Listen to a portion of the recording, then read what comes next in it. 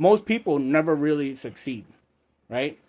I mean, you could look at statistics. What like the 1%? That's why there's a 1% club, right? And 1% controls 95% of the money, right? Most of them they have an honorary degree, meaning like they made a speech or something at a college event and they got a, you know what I mean? They got a piece of paper that said, "Hey, now you're a graduate," right? But most people don't understand the land of opportunity in America. When people come here, it's so that they can explore and they can expand their entrepreneurship skills. Because if you go to Vietnam, if you go to South America somewhere, if you go to somewhere in Europe or Spain, there's probably little kids every morning. They wake up and they're pushing little water bottles around for the tourists to buy.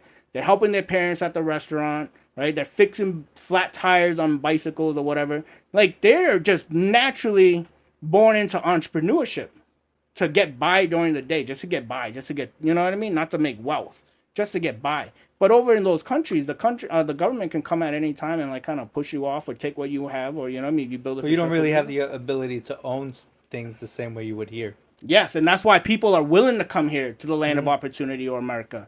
I think when you're born here, you don't realize how valuable that is. You have no idea. Look at today's work ethics. You know, someone that comes from another country here, they fight so hard to be top of their class in education. They come so hard and they'll do whatever. There are people that come into our country that will collect cans and still make wealth and still build wealth. Bro, I knew my dad had worked with someone who the guy was like 60s, 70s, was in like his little like moped? No, not moped. Like the handicap chairs where that have like the basket in front. Yep. This dude had like 1.2 million that my dad had seen in one account. But every trash day, this guy would go up and down the street collecting cans.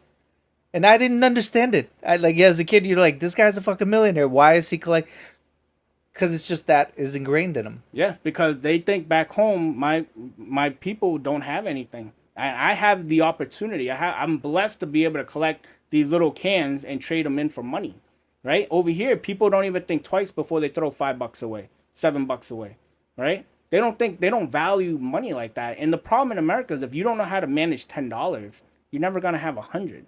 Right? If you can't manage $100, you're never gonna get 1,000.